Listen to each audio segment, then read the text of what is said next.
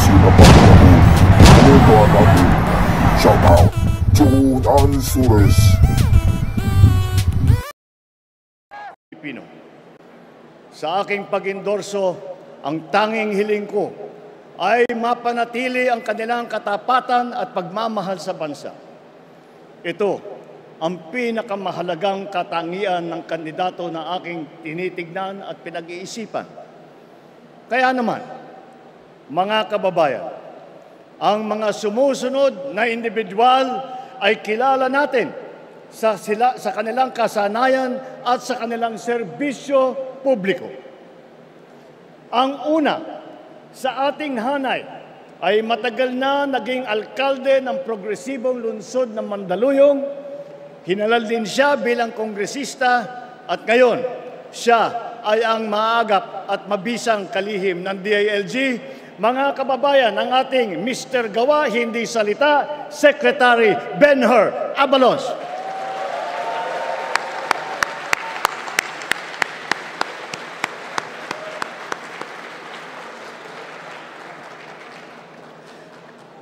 Ang susunod naman ay sumabak din sa Kongreso.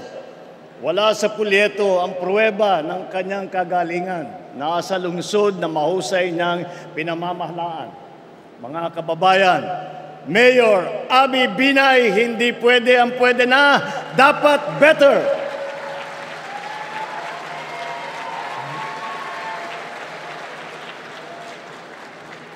Ang susunod naman po ay kinikilala. Siya rin po ay walang pagod para sa kalusugan ng mamamayan, edukasyon at kabataan. Karapatan ng mga kababaihan. She is a lawyer, an economist, athlete, and a mother. Senator Pia embodies what it means to be a Pinay in action. Mga kababayan, Senator Pia Cayetano.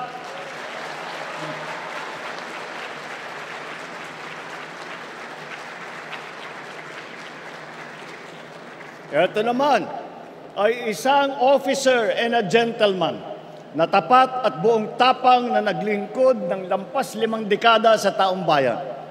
Ano man ang kanyang sasabihin at gagawin, ito ay laging nakaangkla sa motto ng kanyang alma mater: courage, integrity, loyalty.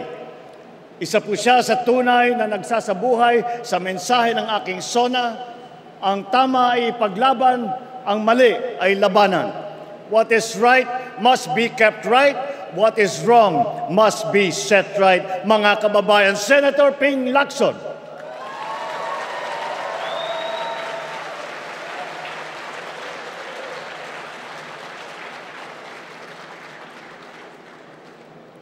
Sanay ring mamabatas ang susunod sa ating lineup. Nahasa bilang vice-gobernador na ngayon ay nasa Senado. Naging gobernador din ng lalawigan niya ng Pampanga. Mga kababayan, ang Supremo ng Senado, Senator Lito Lapid.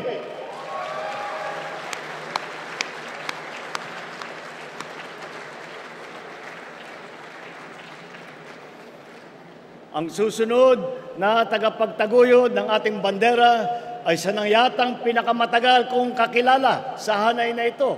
Siya ay walang iba kundi ang aking kapatid, ang aking atay, si Manang Aimee. Nasa dugo na po namin na manilbihan sa kapwa at ang pagmamahal sa bansa. Naging kongresista, gobernador at senador. Sabi rin nila, prangka daw siya. Pero ito ay pagiging prangka sa pagsabi ng totoo at ang pagkikiling sa tama. Sa kanya, sigurado ang kanyang Aimee solution. Mga kababayan, kasama din po natin si Senator Aimee Marcos na naunahan na ang mga ibang senador at busy na nagkakampanya at hindi makarating ngayong araw na ito. Tanyag, hindi lang sa ating bansa, kung hindi sa buong mundo, ang susunod natin ay ang ating pambansang kamao na nagpamalas ng galing bilang mambabatas, mga kababayan, ang ninong ng bayan, Senator Manny Pacquiao.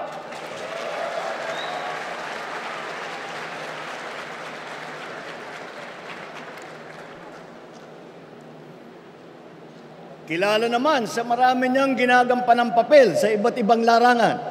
Pero ang pinakamahalaga ay ang pagiging lingkod bayan.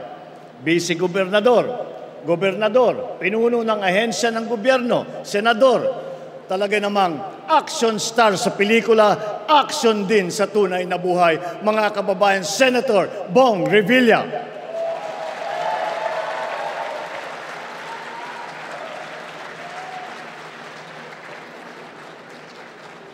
Ang ating susunod ay nakapaglingkod ng 24 na taon bilang senador.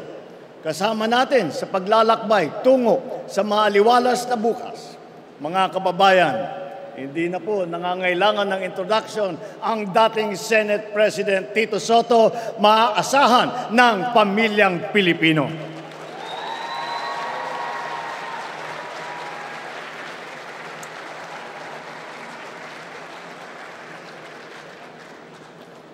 Ito naman ang big brother na iyong masasandalan. Naging mayor ng Tagaytay, puno ng MMDA, ay ngayon naman ay senador. Mga kababayan, Senate Majority Leader Francis Utol Tolentino, tol ng bawat Pilipino.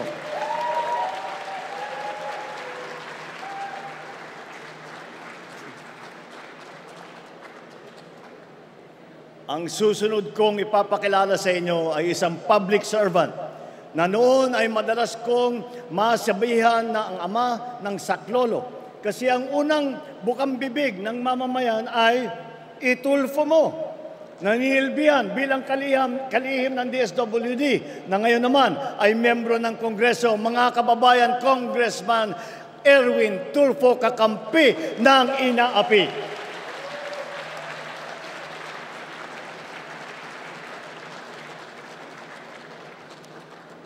Ngayon, ang aking ika-12 na sa hanay ng nagpamalas ng husay sa pamumuna.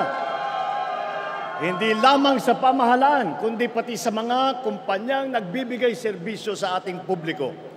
Mga kababayan, Deputy Speaker Camille Villar, ang bagong boses para sa bagong bukas.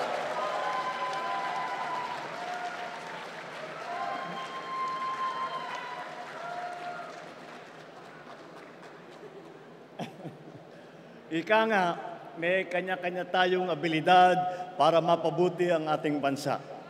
Ngunit, kung tayo ay sama-sama nagbubuklod, mas mapapadaling matupad ang ating mga adikain para sa isang mas magandang bukas. Nasabi ko na rin dati na marami tayong sanay at hasa sa serbisyong publiko. Hindi na po ito bago sa atin. Wala po sa ating hanay. 8 po sa ating hanay ay veterano na senador. Cayetano, Lacson, Lapid, Marcos, Pacquiao, Revilla, Soto at Tolentino.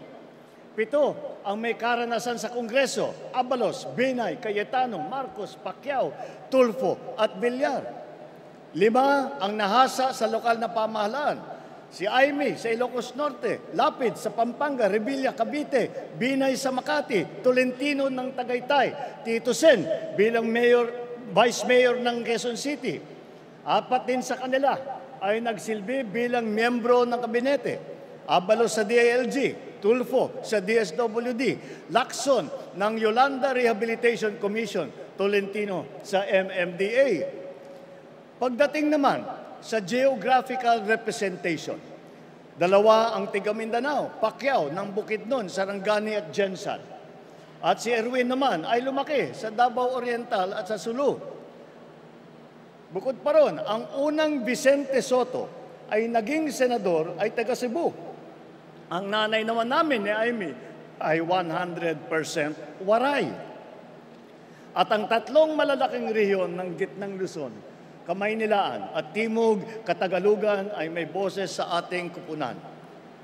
Mga kababayan, sila po ang lineup ng alyansa.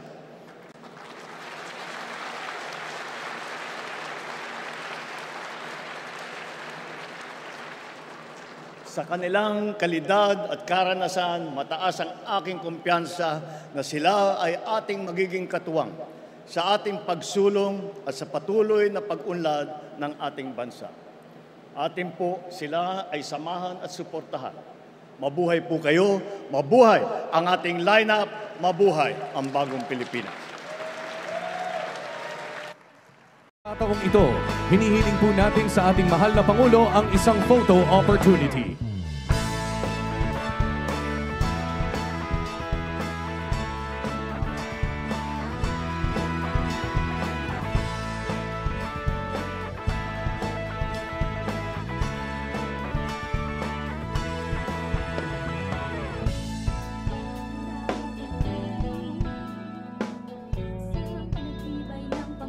Una,